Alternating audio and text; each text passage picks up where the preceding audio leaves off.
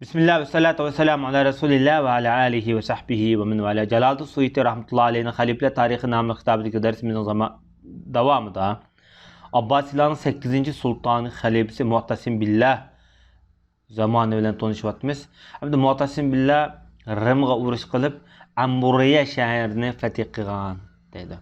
Amuriye şehri hazırki Türkiye'deki Anadolu topraklarda Karahisar köy deydiğen bir naiba. Şu yerda joylashgan.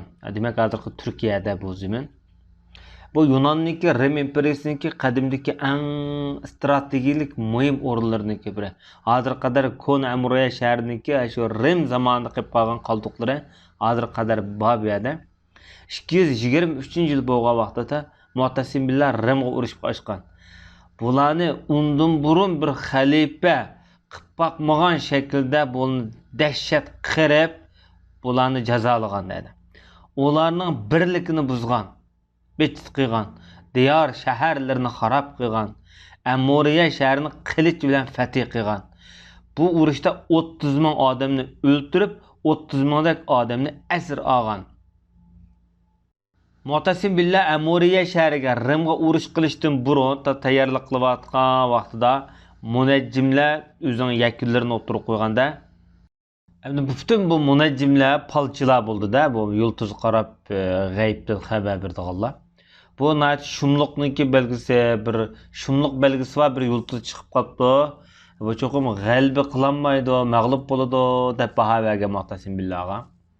Oxirida bu g'alba nusrat qozongan. Bu qo'rqmagan bu arlıqda. Munajjimlarning gibidinde.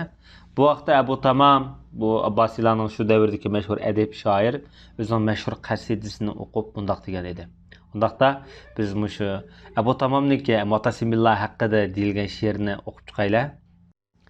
Qilich deydi. Haqiqiy rast bir xabardir kitoblar ishidagi. Uning o'tkir tig'i meyli o'yinchoq orasida bo'lsin, meyli jiddiy rast bo'lsin, uning tig'i tig'dir dedi. O'yinchoq qilib ishlatsangmi, rast ishlatsangmi, u kesidi u. Haqiqiy ilm nayzlarning chaqnagan parqiroq yaltiroqlarda dedi. Hargizmi yetti tal parqigan yulduzda emas dedi.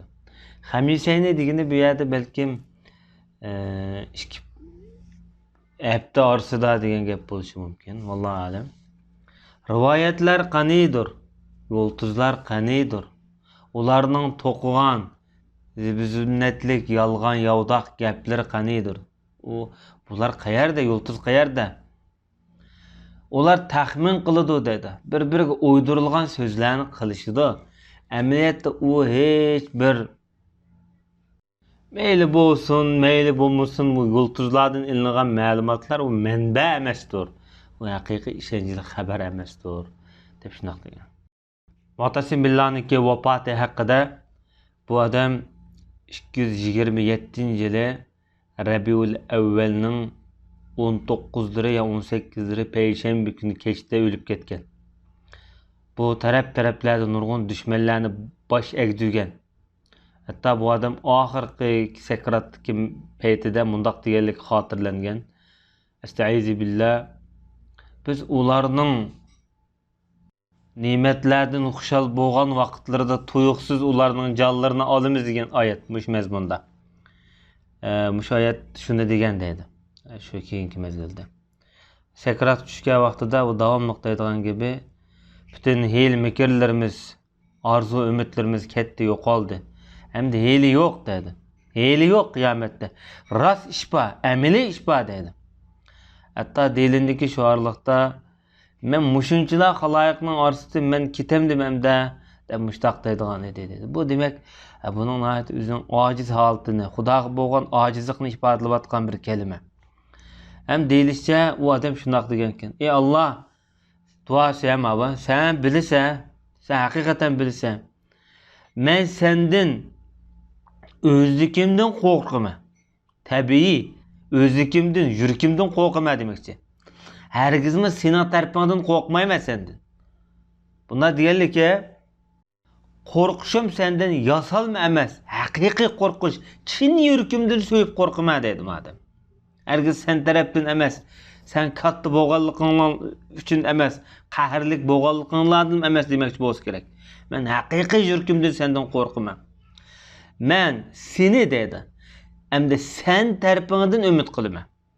Buna degene senin rahim dillikin, şefqatin cheksizdir. Şuna seni sen tarafından, merhametin tarafından seni arzulayman, ümit qılıman. Hergizmi men tarafdan ümit qılmayman dedi. Yani bu mening qalbim kichik. Men kichik o'ylab qolaman, o'zim kichik demakchi-da. Men o'zim loyiq shaklda o'ylab qolaman. Lekin sen o'zingga loyiq kattalik, büyüklük jihatdan seni ümit qilaman dedi. Qaranglar, bu ne kadar ulug' duo bu. Ajoyib. Voyaga yetkazilgan holatda Xudoning shunday nəhayət obrazliq sifatlagan sifatga miyada. Hatto bu odam o'ziniki she'rlarda mundaq degan bir she'ri bayon qilinibdi. To'g'i qushni yoki turna yoki to'g'i qushi degandek bir gap, naham degan. To'g'i qushni yoki turnani yaqin ekilinglar. Ey bala, aldira tiz bol. Yügenlerini, igelerni sal onunla. Belki maaşırının ayğıdan bu aşı to'g'i qushi o'xshalgan bir katta bir otning ismi bo'lsa kerak. Çünkü Araplar aynı vaqtida otga ism qo'yib yuradi-chi. Turklarga bildirib qo'y. Men bir o'lim şerbeti, ölüm girdabida ingravatma. Kim xolisa shuni tug'usun.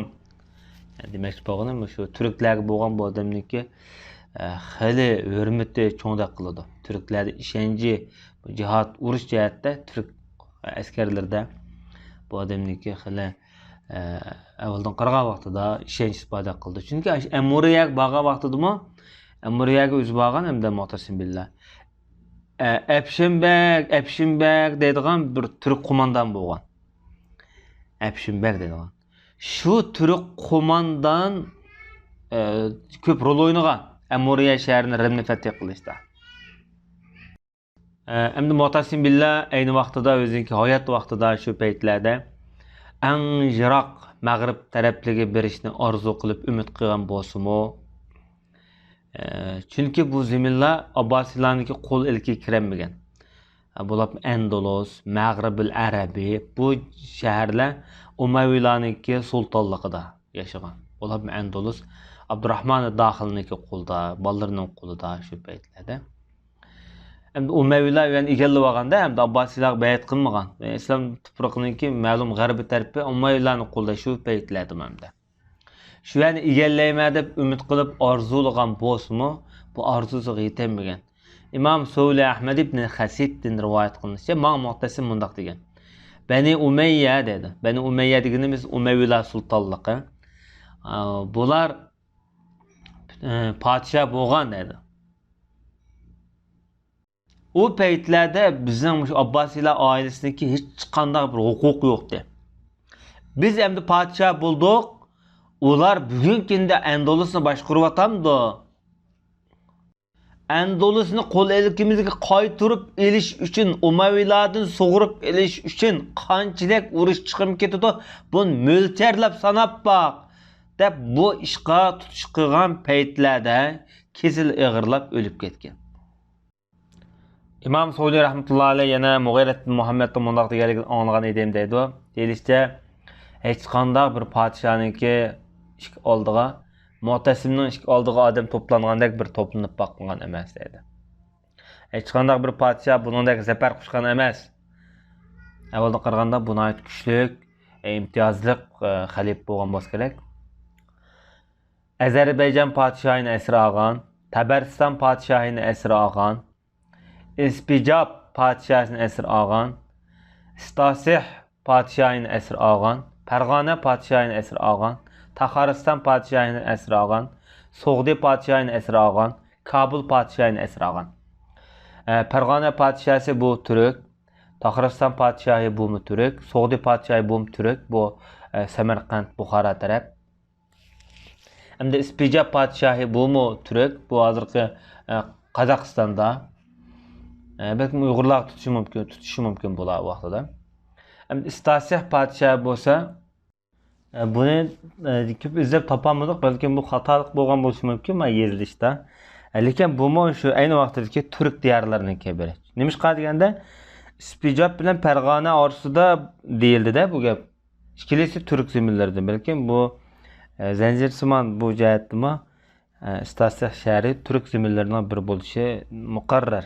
Chunki Farg'ona bugungi Qirg'izistonda, Qozog'iston, O'zbekistonda, Spijab Qozog'istonda.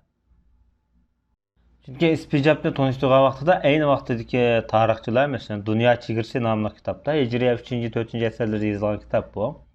Spijab shahri bo'lsa musulmonlar bilan kofirlar orasidagi Turkistondagi chegarasiga joylashgan muhim shahar. Har qanday narsa Spijabga Turkiston tarafdan keladi deb sifatlangan. Chunki bu zaminda ayni vaqtida shu Sharq Turk butparastlari yashagan deb ta'riflangan.